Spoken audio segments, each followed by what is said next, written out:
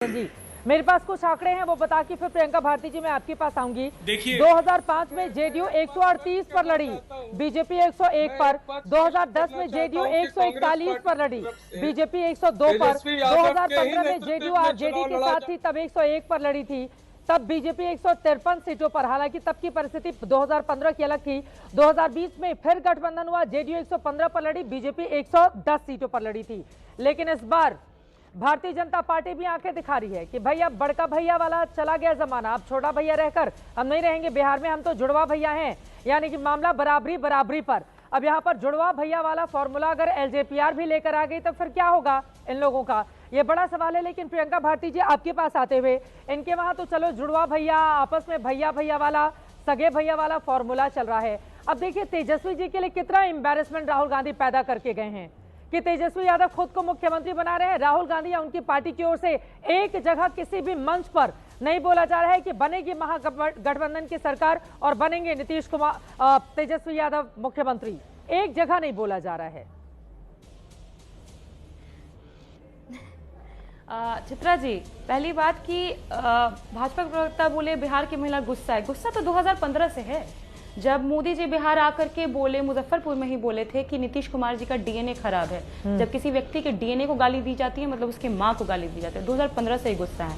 तो ये जो भाई भाई वाला जो दिखाने की आप लोग कोशिश कर रहे हैं, छोटा बनाने की कोशिश कर रहे हैं, उसका एक और पर्दाफाश यही कर रही हूँ।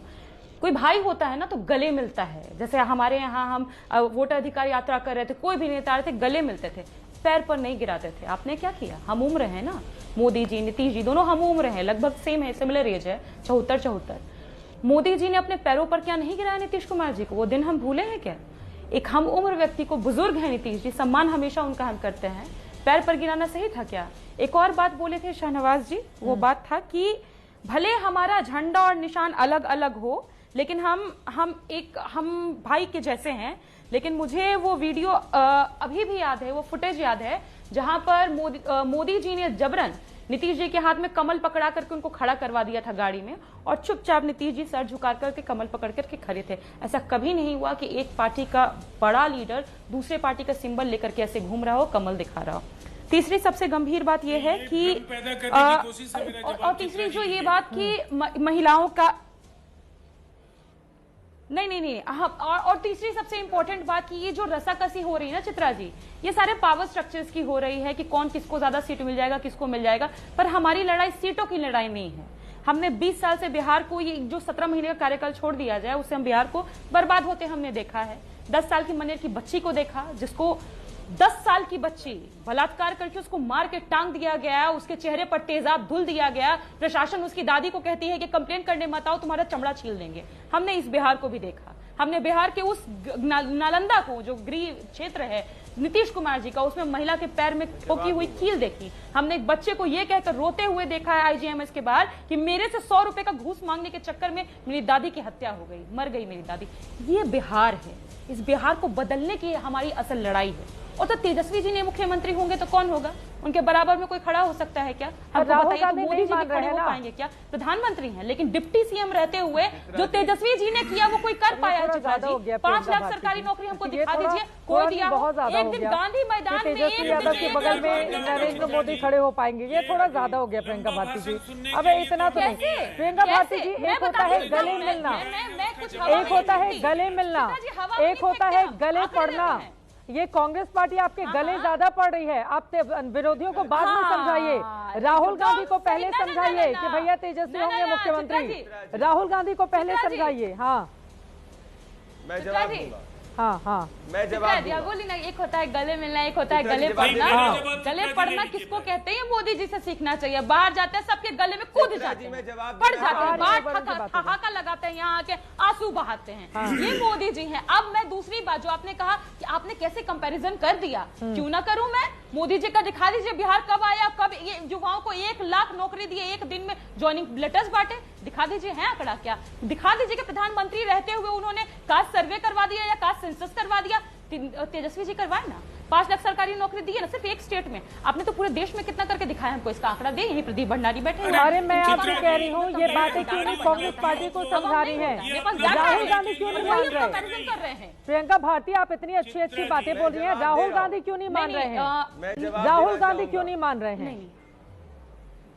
देखिए राहुल गांधी का वो स्टेटमेंट को अनसुना क्यों किया जाता है जहां उन्होंने कहा कि 2020 में वोटों की चोरी नहीं होती तो तेजस्वी जी मुख्यमंत्री होते, और दूसरी बात की जनता मुख्यमंत्री चुनती है और बिहार की जनता चुन चुकी है क्योंकि उसने 17 महीने के कार्यकाल को देखा। 52 सीटों वाली पार्टी थी लोकसभा की, अभी वो 99 सीटों वाली पार्टी है। इस बात को भी आप समझिए। हमारे साथ 2 और मेहमान है, उनके पास जाना है, लेकिन जल्दी से अपनी बात खत्म कर लीजिए। उदय सिंह जी, राजेश भट्ट जी, मैं फौरन आ रही हूँ, लेकिन उसके पहले प्रदीप भंडारी जी कुछ बोलना चाह रहे हैं। जल्दी से चित्रा जी मैं जवाब देना चाहूंगा। बोलिए बोलिए बोलिए। चित्रा जी बोलिए। आज महिला अधिकारों की बात कौन सी पार्टी कर रही है? वही लालू प्रसाद यादव और तेजस्वी यादव की पार्टी कर रही है, जिसके समय में IAS ऑफिसर की बीवी का रेप हो जाता था। और जब वो लालू प्रसाद यादव के समझ जाते थे तो लालू प्रसाद यादव कहते थे तुम ठीक तो हो कि नहीं हो। तो जो लोगों के वहां पे रेप का रैकेट ये चलाते थे, जिनके समय में एक साल में 1390 रेप के इंसिडेंट हुआ करते थे, जिनके समय 5 महीने के बाद 5 बजे के बाद महिला बाहर नहीं निकल सकती थी, ये बात करेंगी। ये तो घमंड से त्रसित है, इसीलिए घमंडी लोग तेजस्वी यादव को लोकसभा सीट जीत पाए क्या? कोई जीते क्या? लड़े थे, जीते क्या? बिहार की जनता ने तो इनका बंटाधार कर दिया। और मैं तो पहली बार सुन रहा हूँ कि मुख्यमंत्री नहीं डेप्यूटी सीएम नौकरी बांटता है। नीतीश कुमार ने नौकरी बांटी, क्रेडिट चोरी लेने चले जाएगी, रोड पर बीच में घुमाया बोलना जाएगा चालू हो गए। साड़ी उतार कर। देखिए चित्रा जी, ये चित्रा जी, ये जब इनके पास तथ्य नहीं होते ये ऐसी हरकतें करती हैं। मेरा निवेदन है कि इनकी बारी में मैंने नहीं बोला था, मुझे पता है तेजस्वी यादव ने इनको इंस्ट्रक्शन दिए कि बीच में डिबेट को खराब करे। ये बिहार को गाली देने वाले, बिहार को गाली देने वाले बिहार को गाली देने वाले रेवंत रेड्डी को बैठाएंगे, बिहार को गाली देने वाली कांग्रेस को साथ में बैठाएंगे।